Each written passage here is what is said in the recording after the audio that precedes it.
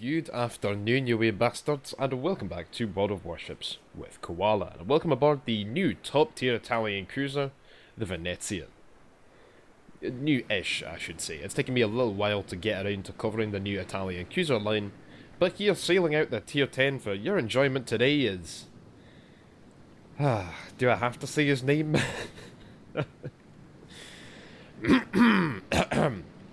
His name is, I thank your waifu. I think that name sounds familiar, actually. Did Jingles feature one of the slides in me, please? I don't know, someone will have to let me know in the comments. Anyway, Italian cruisers. They're an interesting lot.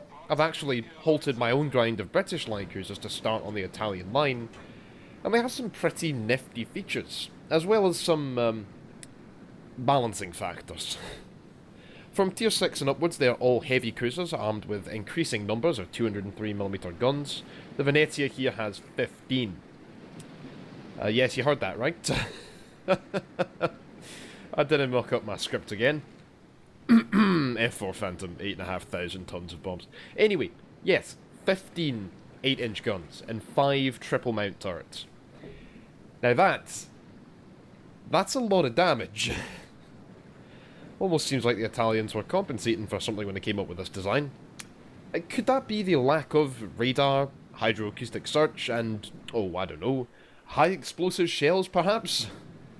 Yes, if you haven't heard, the Italian cruisers in World of Warships, at least those above tier 1, actually don't have access to HE, so if by any chance you trained your Abruzzi or Roma captains with any skills like Demolition Expert or IFHE, don't bother transferring them over to your shiny new cruisers.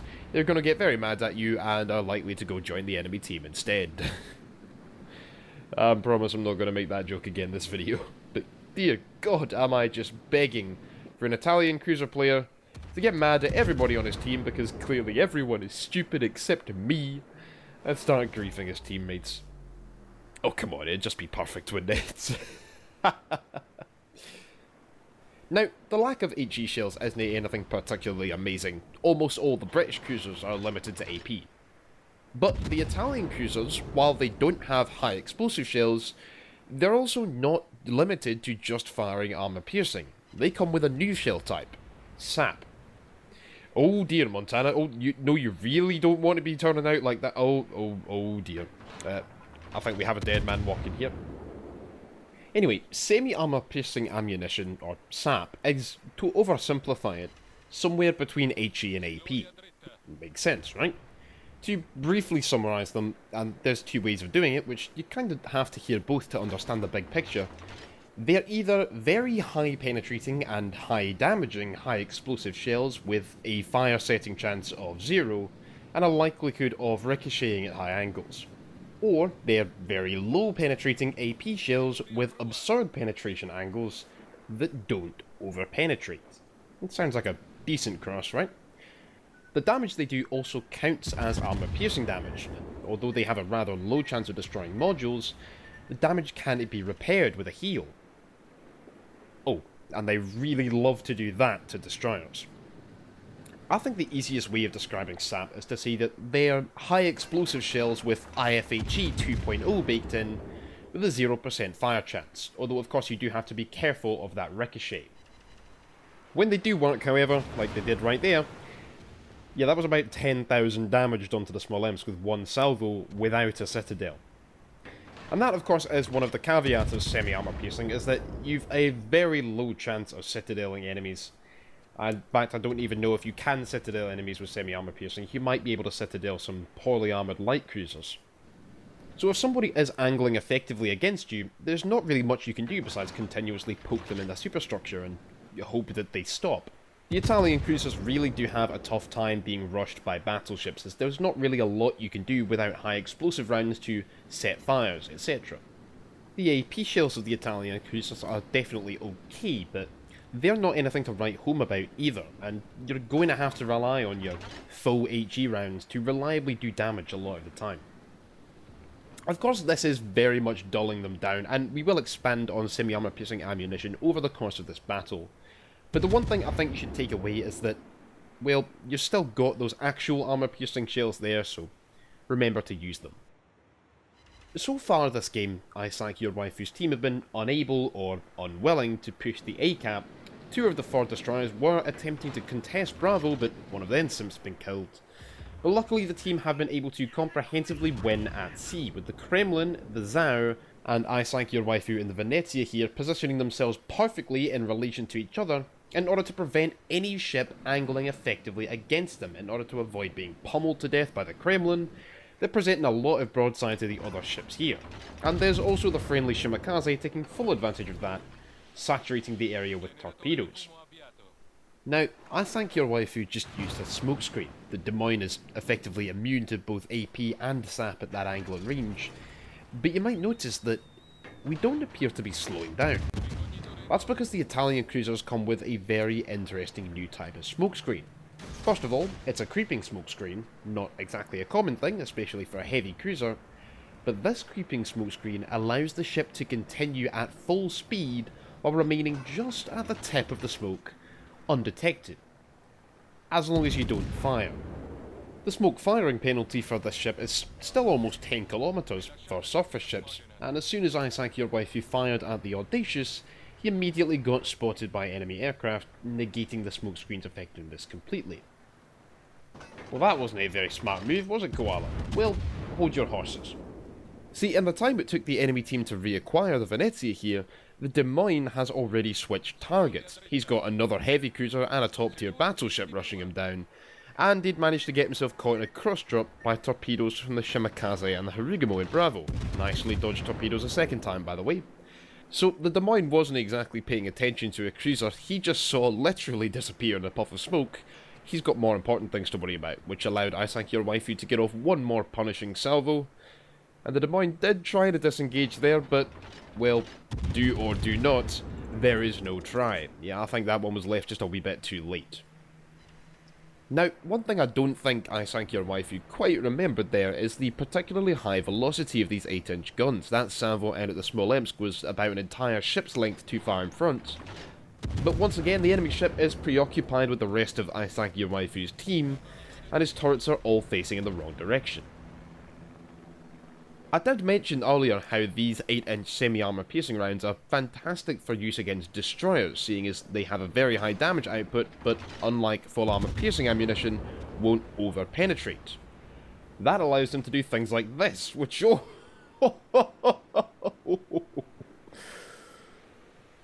Thank you, I Sank Your Waifu. With a spanking like that, the Federal Trade Commission will no doubt know that this content is definitely not suitable for children. The balancing factor there, of course, is that the Italian cruisers themselves aren't fantastic for hunting destroyers. None of them have radar or hydro, so unfortunately the Shimakaze has managed to get away, and right there goes the gearing as well. And I think it might be just pushing your luck a wee bit to go charging in after them, even packing the kind of punch that this ship has. Speaking of which, who needs citadels when you can do that kind of damage in a single salvo regardless? I Sank Your Waifu also launched a set of torpedoes against the entire postcode worth of smokescreens over there. But the Italian cruiser torpedoes, well, they're not great. They have a fantastic range of 13.5 kilometers, but travelling at a brisk walking pace of 51 knots, they're not really likely to hit anything. Unlike these torpedoes, which were launched by the enemy Shimakaze, you can tell by the patterns of 5, and that means that there could very well be another 5 on the way, so let's swing outside that last torpedo and start heading back in towards the battle. Finishing off this HMS Audacious while we do. That was a bit of a replay glitch there. Those shells came out at about a 45-degree angle from the gun barrels. Here comes a squadron of dive bombers, and the Italian cruiser anti-aircraft firepower is pretty mediocre without any real long-range AA. But considering that most of the enemy team have kind of just been leaving I Sank Your Waifu alone in this battle, yeah, one squadron of dive bombers isn't going to be enough to save this carrier from deletion. There's our first kill for the match, just over 106,000 damage dealt. And with a squadron of fighters inbound as well, launched by the Audacious with our dying breath, I Sank Your Waifu isn't using his damage control party, because he can heal up any fire damage done anyway. And as light cruiser players are loath to admit, you can rack up the greatest damage totals in the game, but if it's all high explosive damage against targets that can heal it all back up, you're not exactly being the force to be reckoned with that you might think you are. Actually, I was wrong, that was a defensive fighter launched by Audacious, not a rocket attack squadron anyway, but the point still stands. Now, that was the third salvo that I Sank Your Waifu has fired just a wee bit too far in front of the ship he was aimed at, which means that the Shimakaze was not our kill, but instead we're just going to have to console ourselves with that gearing instead. Well, that's 3/4 of the enemy team's destroyers gone, just the Shimakaze left who's being led on a merry chase after the friendly Montana up in the northwest. Not exactly the wisest use of his time, he'd have been much better served dealing with the horde of cruisers advancing from the east, but, well, could've, would've, should've, didn't. I Sank Your Waifu's team, however, has 0 destroyers left, and the numbers advantage his team did have, they've almost completely squandered. And if we're being completely honest, perhaps I Sank Your Waifu deserves some of the blame for that, going after the damaged pinata that was the late enemy Audacious, instead of helping his team encircle and destroy the enemy cruisers in the centre of the map. However, CVs are currently very dangerous, especially when they are top tier, and like we said, without Hydro on the ship, it'd be very dangerous to just go charging after 2 enemy destroyers, especially when one of them is a Shimakaze. Now that was, I believe, the first armour-piercing salvo I Sank Your Waifu has fired this entire battle. He used his smokescreen and was able to remain broadside ready to fire, without being hit back in return, although without the numbers advantage the team was enjoying, he had to wait for the friendly dive bombers to spot the second enemy Des Moines before being able to fire. But he was rewarded for his patience with a very nice Citadel and the Confederate Award. And there's another 2 Citadel hits on the Minotaur, although interestingly enough he did less damage with that salvo than he did with a non-Citadel hit on the Audacious earlier. Still, that's a paddling. Unfortunately, it didn't land quite in time to prevent the enemy team capturing Bravo, and without the capture circle advantage, that points lead isn't looking nearly so big anymore, is it? So with the Minotaur slinking off to lick his wounds, the Des Moines here on very low health, and 3 frontal turrets ready to let loose with 9 8-inch semi-armor piercing rounds. Didn't even wait for me to finish.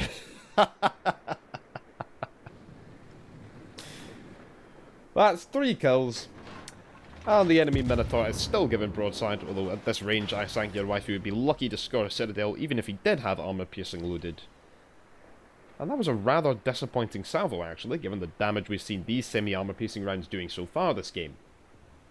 Now those armor piercing rounds that just missed I Sank Your Waifu were still fired from the enemy Thunderer. Yes, British armor piercing, it does happen. And he's using islands for cover and making use of the Minotaurs keeping I Sank Your Waifu spotted. Although he has been spotted now. We also haven't seen the enemy Shimakaze in quite a while. And with the death of the friendly Montana, and the Zhao behind us unable to really do much about it, the Hakuryu over to the northeast is the only thing preventing this Minotaur from capturing Charlie, and if he goes down, the Minotaur will definitely take Charlie, and there's a very good chance the team could still lose this game. There we go, shots out. Is this going to be a good enough salvo? The Minotaur is turning broadside to avoid friendly torpedoes launched by the Hakuryu's dive bombers. And, oh, it's not bad, but I bet I Sank Your Waifu wished he'd had armor piercing loaded there. Now, what the Hakuryu should be doing right now is just keeping the Minotaur spotted. We need this Hakuryu to help deal with the Shimakaze, so forget about trying to nab the kill, just keep him detected, so that I Sank Your Waifu and the friendly Zhao, if he's in range, can put down the Minotaur as quickly as possible, and keep you alive. Now, I Sank Your Waifu is still loading sap here, and I really think he'd have been better served trying out with the armor piercing. The Minotaur still has over 22,000 health left, and even a good salvo with the semi-armor piercing, like that one, isn't going to take him out. Does shave off half his health. However, the Minotaur could have used the time in which he was undetected to angle against armor piercing, and at least with sap, like with HE, you're almost guaranteed to do something. More shots coming in from the enemy Thunderer. This Minotaur really needs to die now. The Shimakaze still hasn't been spotted since he disengaged from the Montana some 4 minutes ago. And the Minotaur is at least preventing any more points coming in from the Charlie Cat. Although I Sank Your Waifu is doing the same here in Bravo. That just leaves 1 cap, and unfortunately, it belongs to the enemy team, and that's not likely to change anytime soon. Smoke's up here, however, of course, with the smoke firing penalty, he's not going to be able to go undetected as soon as he fires. And once again, we do need this Montana to die so that we can focus on the remaining ships left, so the smokescreen isn't really going to be a whole lot of help.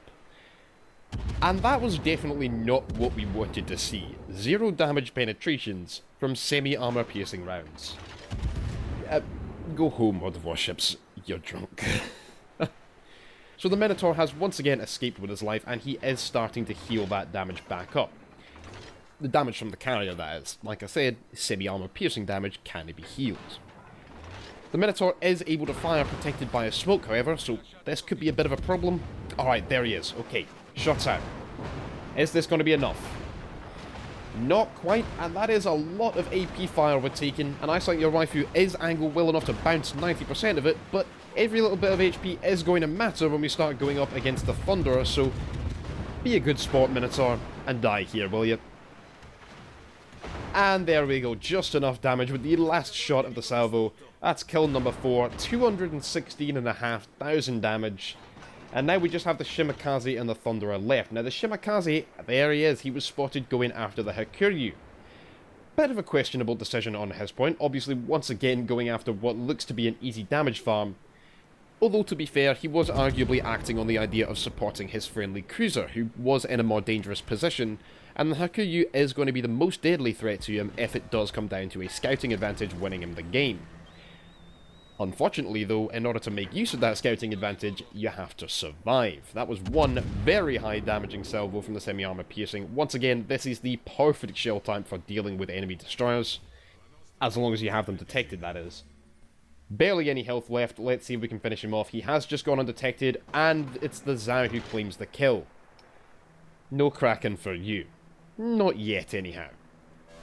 There is still one ship left, the Thunderer. And obviously RIP Hakuryu, he had no chance with a shimmer at that sort of range, which is unfortunate. The Thunderer is at the moment unspotted, he's got that one big island between him and the Zhao. That's not going to stay that way for long, although the Zhao is going to be giving broadside to him as he pops out, so... Ooh, that's a bit close range, isn't it? The Zhao does still have most of his health intact, although if the Thunderer has his turrets facing the right way and has armor piercing loaded, he's not going to stay that way for long. And we can't actually fire at him right now. Eyesight Your Waifu disengaged around the south side of the island, so we're going to have to round this before we can support our one remaining friendly. As Eyesight Your Waifu does come around, however, the Thunderer is of course caught in a crossfire. However, this is where Sap is definitely less useful than HE. He can set fires on the advancing enemy battleship. Likely would ricochet off that bow at this angle and range, although not as the Thunderer starts angling away, and there he goes, he's angling back in. And high explosive shells would definitely still make a meal of that superstructure. The semi-armor piercing is going to do more raw damage farming the superstructure, but it'd be real nice to be able to set a fire right about now. Here we go, however, with the Thunderer turning broadside onto him to avoid that crossfire and the Zhao slinking off to lick his wounds. We have the opportunity for some very nice salvos. Still would rather have high explosive in this scenario, I'm sure, but at this point I'm not even sure it matters. So long as the 2 remaining cruisers on the team don't die, I don't think the Thunderer has enough time to offset the points lead that the team has built up. That, however, would mean sacrificing the Kraken, so... You know what? With 257,000 damage, I think we've earned ourselves a risky shot at the Kraken to go along with the Confederate and the high caliber rewards. And of course, Eyesight Your Waifu can time his advances to make sure he's not coinciding them with the Thunderer's reload. With a good salvo here, this could be the match. Especially if the Thunderer decides to turn broadside in a greedy opportunity to get his guns on target. Is this going to be enough? 9,500 damage, and there we go, Kraken unleashed. And that's the game. With a full 30 seconds remaining. So, Italian cruisers. What do I think? Well, to be honest, they don't look that great across the board, low tier especially. Once you get to the Zara and the Amalfi, things do start to look up, but they still have some very interesting caveats that players are likely going to find it quite difficult to get used to. The lack of high explosive rounds and the new shell type that is SAP, that's definitely the most obvious feature, as well as the unique smoke screens, both of which an experienced captain, like Eyesight Your Waifu obviously is going to be able to make full use of. They are going to be difficult ships to learn, however. Is the Tier 10 Venezia better than a Des Moines or a Hindenburg? Probably not, to be honest, which means, hey, no power creep at least. However, when the stars align, and the teams, the ships, and the maps are just right, the tools that you do have at your disposal can allow you to get just as much work done as any other ship at your tier. Or more. Ice like your waifu, very nice crack in there, definitely could have been 6 or even 7 kills if it weren't for the lead for these shells being a bit interesting to get used to.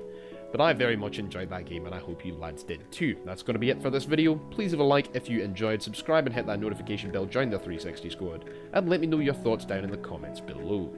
Come follow me on Twitter and Twitch, join the Discord, and check out Patreon or hit the join button here on YouTube if you wish to support the channel further. Thank you lads all for watching, have a lovely good day, and always remember, keep your bagpipes in one hand, whiskey in the other, keep your kilt on, and I'll catch you next time.